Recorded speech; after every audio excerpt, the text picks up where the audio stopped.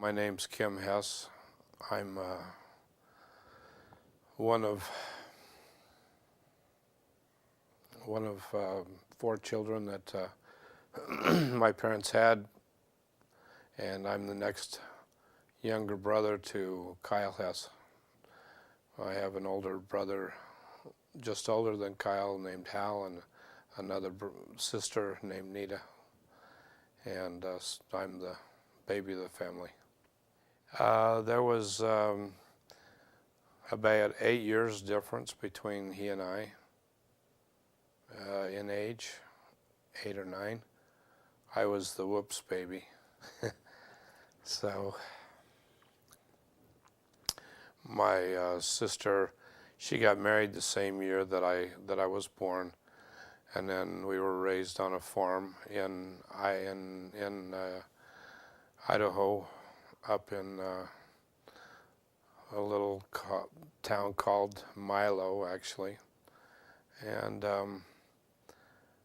we had a 160-acre dairy farm, and pretty much my memories were pretty much of my next older brother Kyle and myself, because my sister had got married the same year that I was born, and then my other brother had went off to the Coast Guard, named Hal. Rivalry? Oh, I can pretty much say that I probably got, just like any other little brother, I probably got pretty much what I was looking for. We had our times, yeah.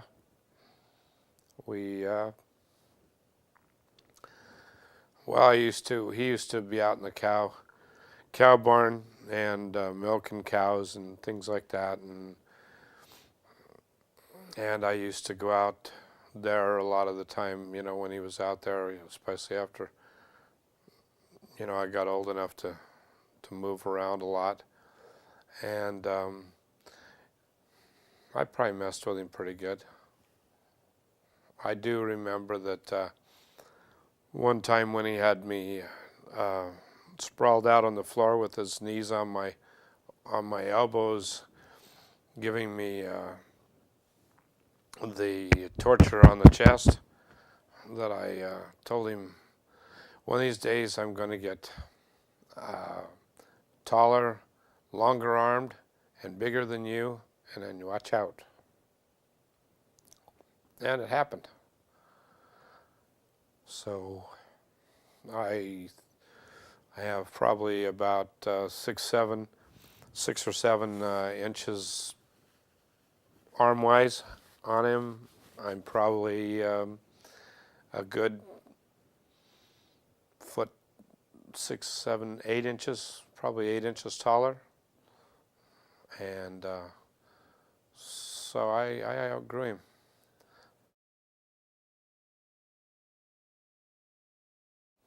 He was crazy.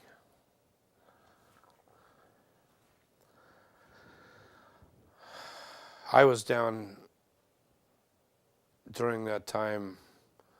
I was down in, or prior to that time, I was down in San Diego going through Navy boot camp. And so a lot of my weekends were spent up here, getting to know him again, because when he got married, he went up to West Yellowstone for their first year, for that summer, and spent time up in Island Park working, and then he headed off to California, and I pretty much just had contact with him, phone, this, that, and the next thing, until I actually went into the military and came down here, and was stationed in San Diego for a while, going to school, and then I come up here a lot. Some of the most fond memories I have a lot during the school. You know, when I was in high school, he was very well liked. And in a farming community, everybody knew everybody, and basically, no, actually, his because we were on a farm, his name was Moo, and because we were on a cow farm, so cows go moo, and so he was Moo. That was his school name. And then a lot of his friends used to call me Little Moo. So it sticks with you. And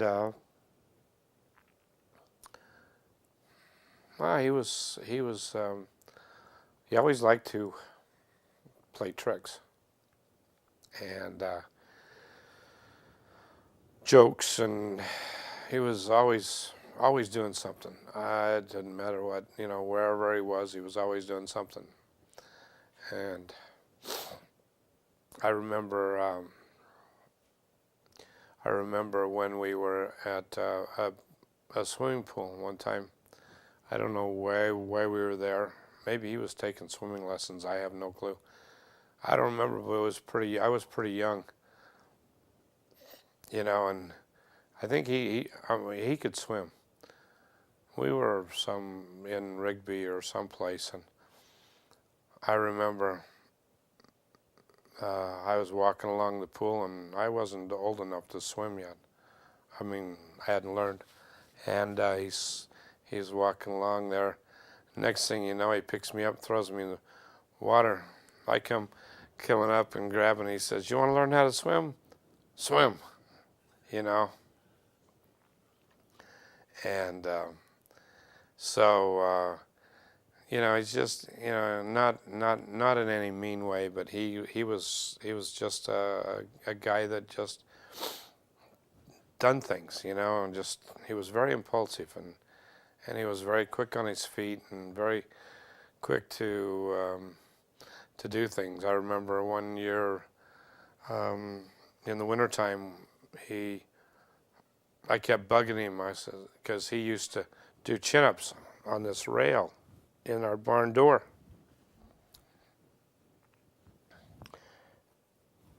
And I kept bugging him, "Hey, hang me up there, hang me up there." So he hung me up there. And, being small kid, and there was, because it was the doorway coming in was ice, because you'd come, the cement was out of the barn was wet because you'd have to wash it down, and then it would form ice, and so that was like a big plate of ice, and so he hung me up there, and I was hanging up there, and he went and changed one of the milkers on the cow, and so I was hanging, and I kept yelling for him, "Hey, come get me down," and he was changing the milkers on the cows, and so finally I let go because I couldn't hold on any longer, and then I hit this ice down, smacked my head. He comes over, "Hey, you didn't wait for me." I said, "I couldn't wait any longer," and so, but he was always doing stuff like that. He was a great guy. We had, as much as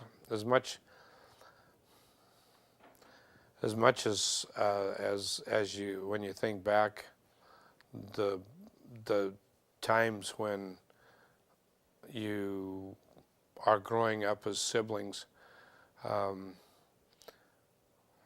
we always had a pretty good understanding of each other, even though that I was actually 8 years younger than he was. I remember when he used to go out on dates, you know, and of course I was always going to be the super sleuth, you know, that spies and does all that stuff. But you know, it was it was we lived in a good time to grow up. I remember we used to when just before I moved off the farm, we had a big canal. And the canal came down the back of our out by the barn, and then it made a 90-degree turn. And there was, you know, this canal was pretty full most of the time.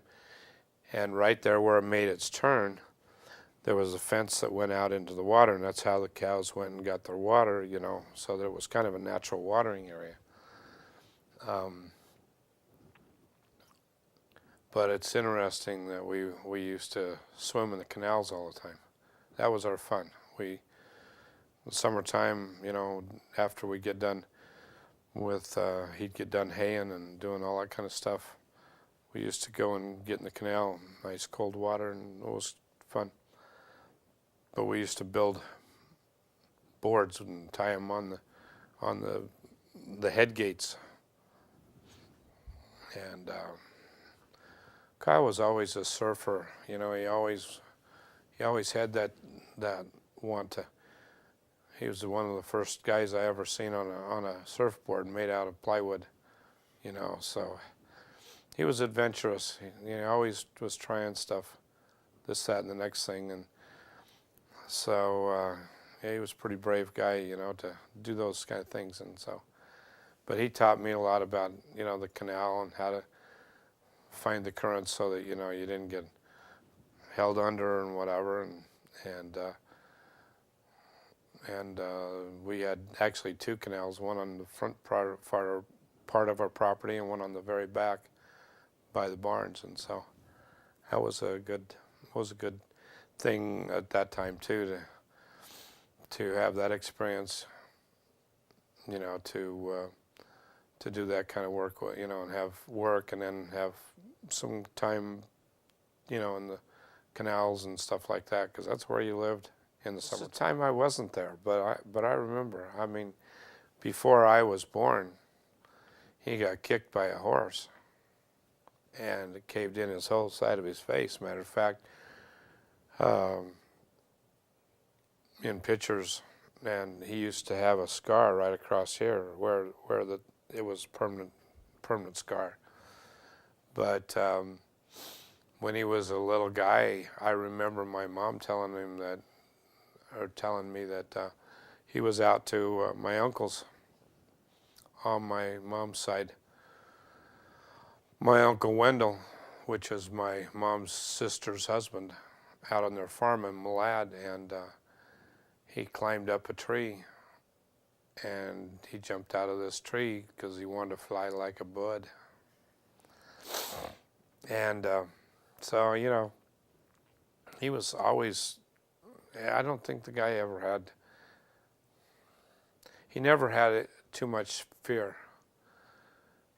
I guess how I would characterize the way he lived his life is that it wasn't reckless.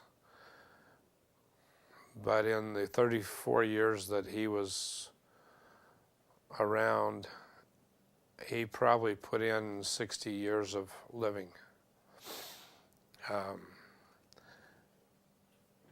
And I do recall, I wasn't around, but I do remember that I think he got caught in a flume one time in a canal, and may have come close one time to that.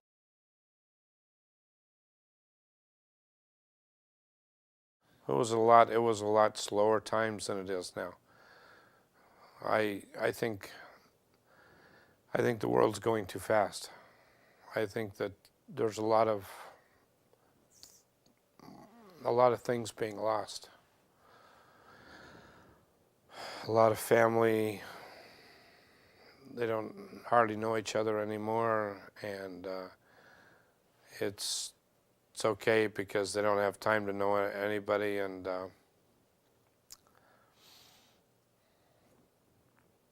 I think that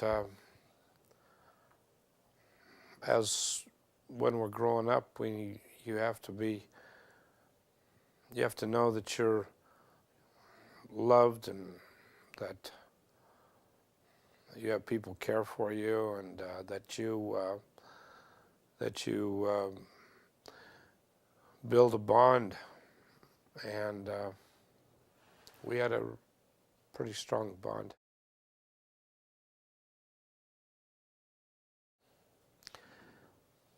Oh yeah. Um, I didn't really have a whole lot of problem with protection from him because there was such a. I mean, when I was in junior high, he'd graduated. So, but then he did some jobs, this, that, and the next thing. So, um, as far as that type of thing, yeah. But if I ever needed anybody, wouldn't be a problem. Wouldn't be a problem. I remember um, when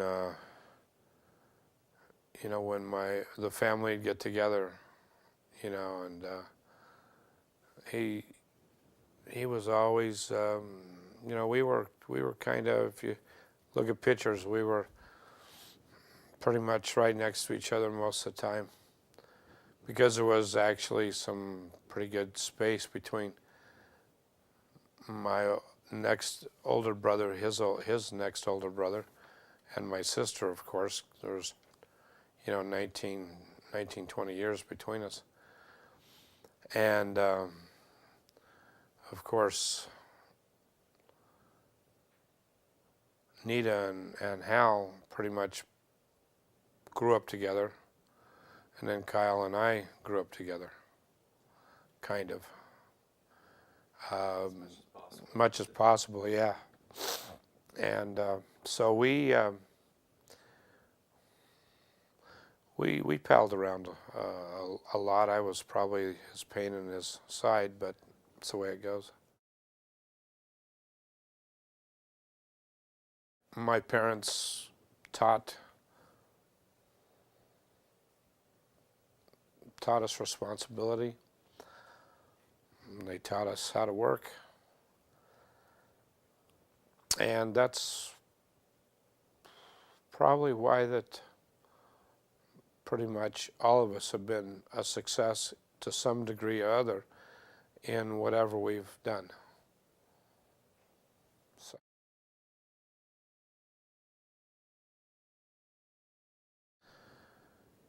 well, when I found out about his death, I was up in Alameda. I was still in the Navy. We were just preparing to go out on the Westpac on the USS Coral Sea. Was going to be my final cruise, and then I was going to get out. And we had talked about, because he was in the insulation business down here, that I would come down this way, and he'd put me in, helping him.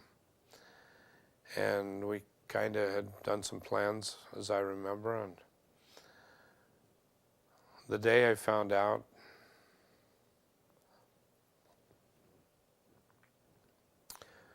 was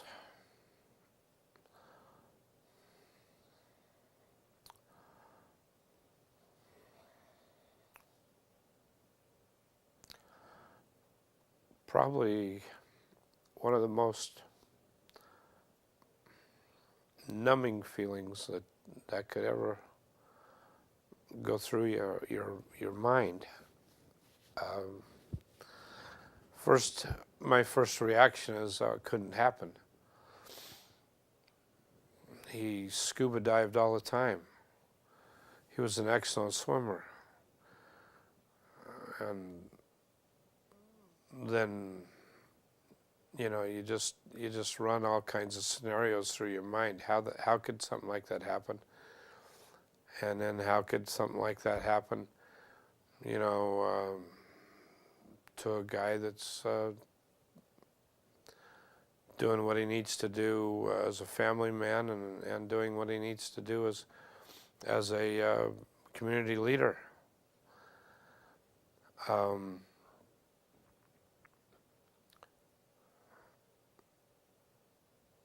My world was rocked.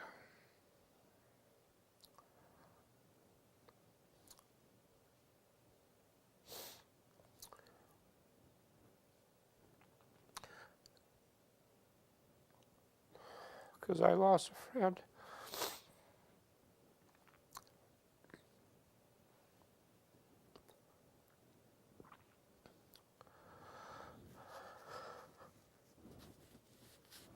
I remember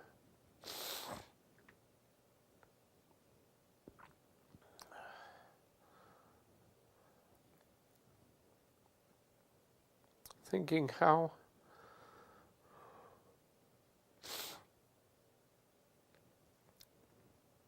I could do something that would help Karen out. And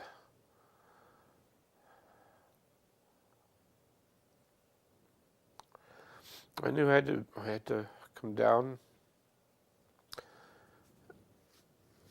and be here and be strong, supportive, realizing the situation that was at hand. These small kids.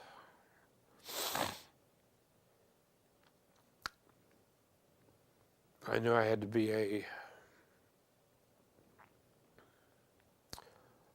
an influence in their life. I knew I had to carry on.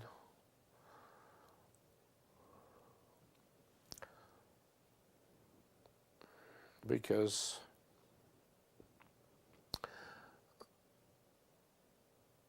there was never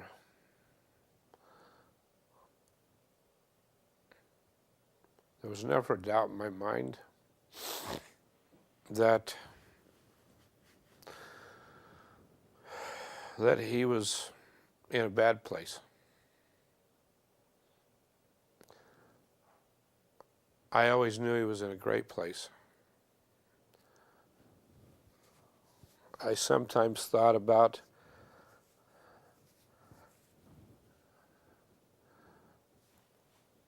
I finally got a chance to get bigger and stronger and longer armed and everything else, and now he checked out.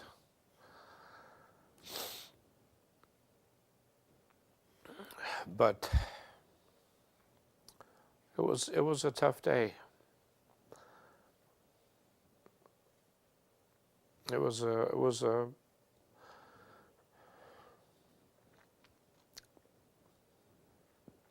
it's hard to lose your best friend. Because when I got divorced or got separated from my first wife,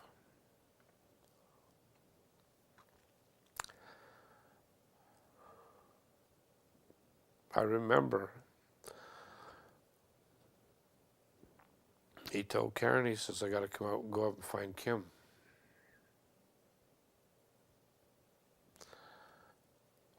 And then he found me. We were fine. And that's when he said, well, maybe you ought to do something else in your life. So that's when I joined the military again, or re-upped.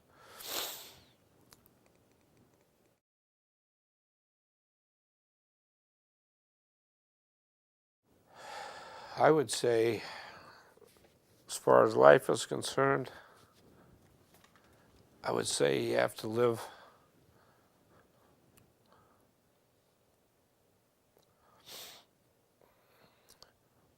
every day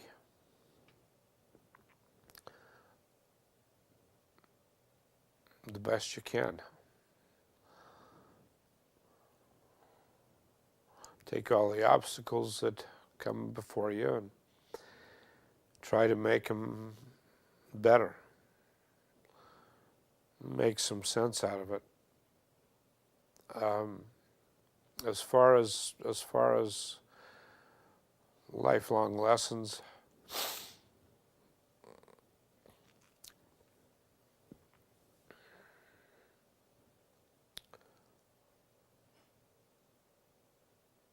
I guess it would be his example.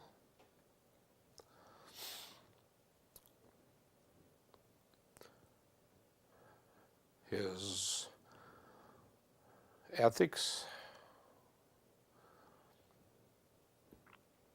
his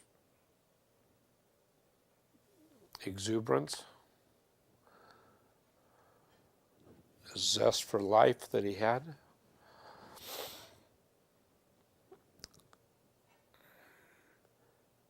And as I get older now, it's the urgency to set things together so that, when that time comes for myself, that my kids don't have to pick up any pieces.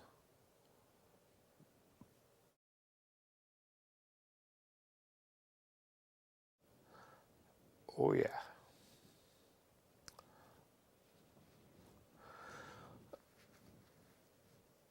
I have no doubt. I have no doubt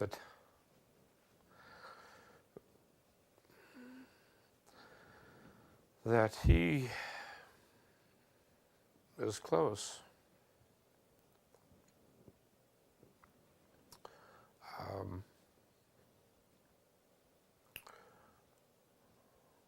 I've had some experiences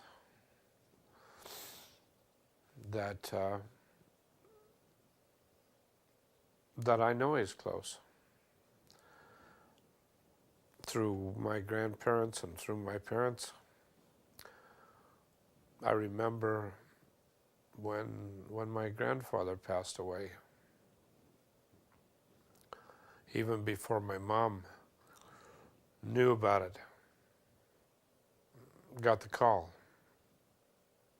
She had already knew that something was going on because she could hear this really glorious music. And she thought, she wanted to know if I had my radio on. And I said, no, I don't have the radio on. And she said, well, can't you hear that? And I said, no, I can't. She says, wow, this is beautiful music. 10 minutes later, she gets a phone call that Grandpa had passed.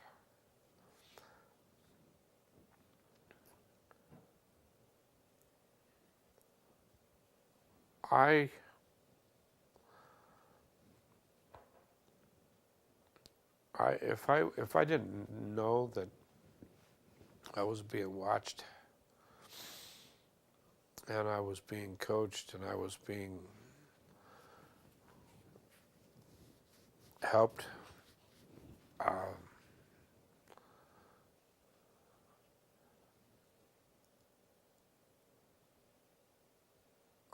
I just know that they are. I know that I have a lot of people. We all have a lot of people on the other side rooting for us. And that's why I've tried to be a good example to the family and a good example to the kids, as being their uncle. And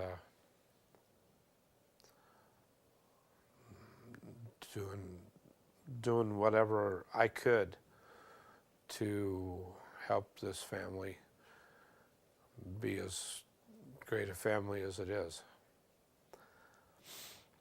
Um,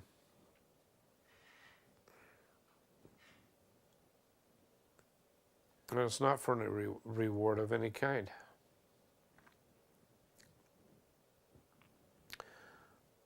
Uh, it would be if the table was turned in life.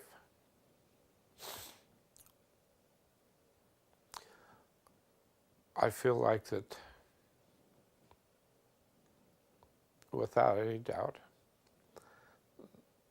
that that's what he would do for me.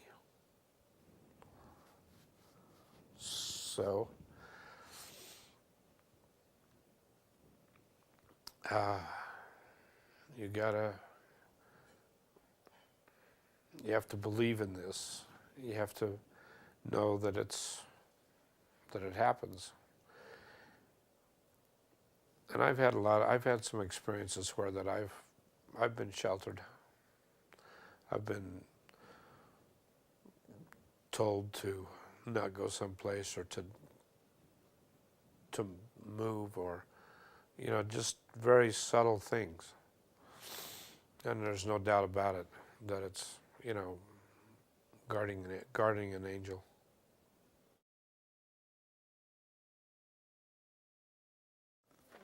I will say that when we were at the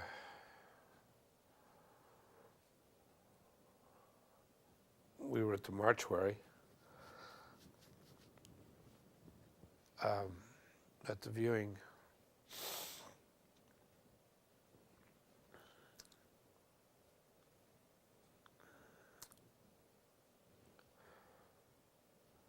I remember that he had one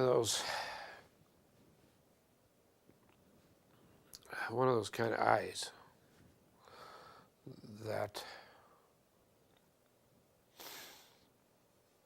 I would say sparkled. It was just the little smile on his face, the little look, and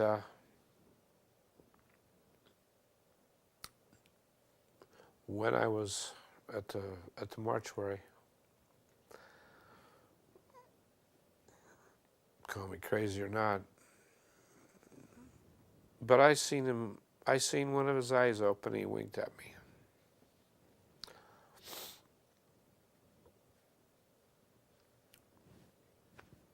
In my own mind's eye,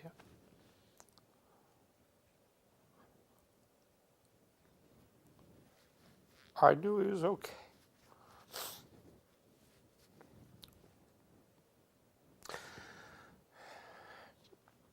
And I knew what I needed to do to help this family as much as I possibly could.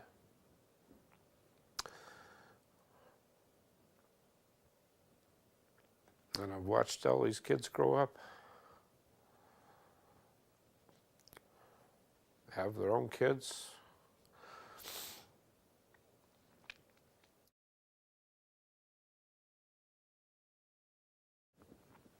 Very unique. I don't know how she did it. It's I look at my daughter.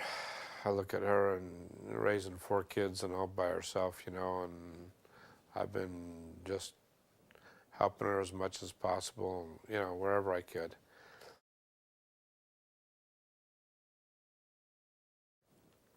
When I was 14, he called up my parents and said, "Hey, I want to bring Kim down for Christmas." That's when they lived in Redwood City, when he was in the scouting organization. And he says, I want to bring Kim down. Karen's sister Patty's going to come over. we're just gonna, all four of us, plus that was when Kristen was just literally brand new baby. And so that's when I came in the dead of winter in Idaho, 28 below zero weather. I flew at 14 for the first time in an airplane all by myself to California, and he picked me up in San Francisco, and he told me, he says, just make sure you wear, t-shirt, you can change once you get there, but wear a t-shirt and shorts, you'll be just fine. And when you're a kid and that's the only place you've been raised in your life, you think if it snows in Idaho, it snows everywhere for Christmas. So anyway, I come out to California, and we just had a great time. That was also the time when I seen, what kind of love and care, he is as a husband. Because that was also one night we went up to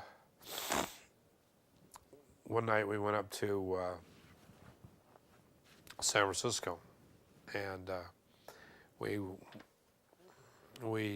ate at this Italian restaurant, and it was the first time I ever had baklava. And when we came back, the door was open to the apartment, and the babysitter was gone, and so was Kristen. And that somebody had tried to break into their apartment that night, and the babysitter apparently went to another apartment and was waiting. And of course the police were there and the whole works, and to see how loving and supporting, and how calm, cool, and collected that he could be, in that type of a chaotic mess was another life lesson. His apartment over there was pretty interesting. It was a funny story.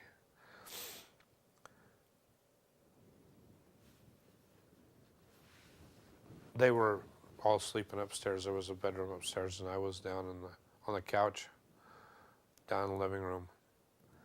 And there's this train track that comes kind of, and I really never paid any attention because it was like the first night. So the first night I was there, there's this train that comes up, and it comes right alongside the apartment. But just before it acts like it's going to hit the apartment, it turns. And so here I am. I wake up, and the whole living room is just illuminated, and I hear this train whistle, and I get up, and I'm like looking out this window at this train light coming closer and closer straight at you. And then all of a sudden it turns. That was a pretty interesting story. Something like that. Yeah, I thought so.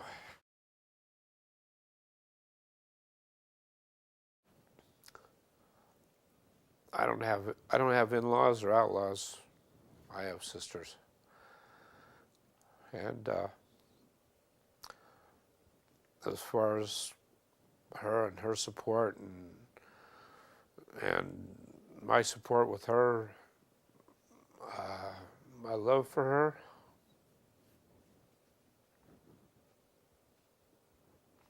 it's tremendous.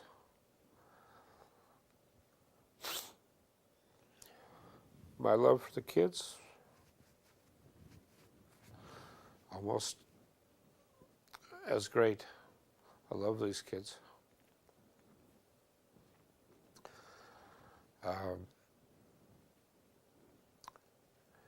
kids are, in a lot of ways, a reflection of some of the parenting skills that you do, and in some ways, sometimes, no matter how good of a parent you are, you still have, some problem areas. These kids have all been, they've all treated me very well. I love them. Their spouses I really love. Done a great job picking them. Without a doubt. I remember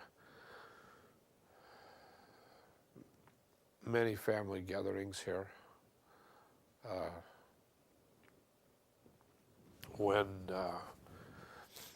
we as a family get together and reminisce and get to know each other and all of that. That's the best part. I don't think you can be a family without that. And I don't think that a family can be complete without some of those assurances that you have people that care about you, and